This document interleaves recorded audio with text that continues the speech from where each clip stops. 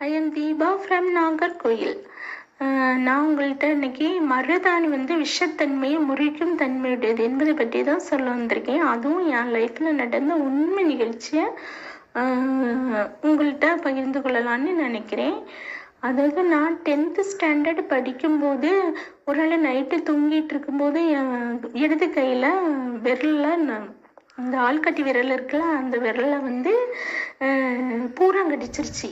Pooram கடிச்சோன்னா hospital போயிருக்கணும், ஆனால் நான் ஹாஸ்பிட்டல் போகலை.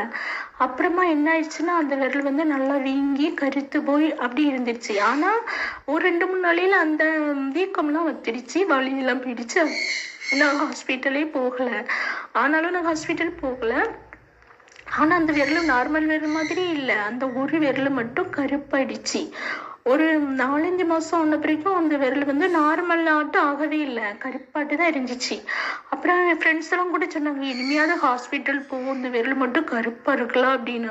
ஆனாலும் நான் பயந்து போகவே இல்லை. அப்புறமா இன்னச்சதையும் ஒரு நாள் அழகுக்காக நம்ம மருதாணிலாம் வைப்போம்லாம், தெரிஞ்செல்லாம் வைக்கல, சும்மா அழகுக்காக மருதாணி வச்சு அடுத்த நாளிலிருந்தே அந்த விரல் கலராக ஆரம்பிச்சிருச்சு.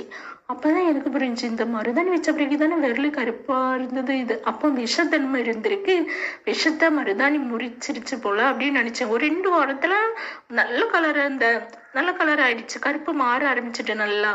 அதுக்கப்புறம் எனக்கு புரிஞ்சிச்சு விஷத்தன்மையே இந்த மருதாணி முறிச்சிடுச்சு அப்படின்னு நினைச்சிட்டு திரும்பவும் என்னச்சுதே திரும்பியும் ஒரு 2 வாரத்துல திரும்பவும் ஒருக்க மருதாணி வச்சு பழையபடி இந்த விரல் நார்மல் ஆயிடுச்சு. இந்த எல்லா விரலும் போல கலராக அழகாயிடுச்சு.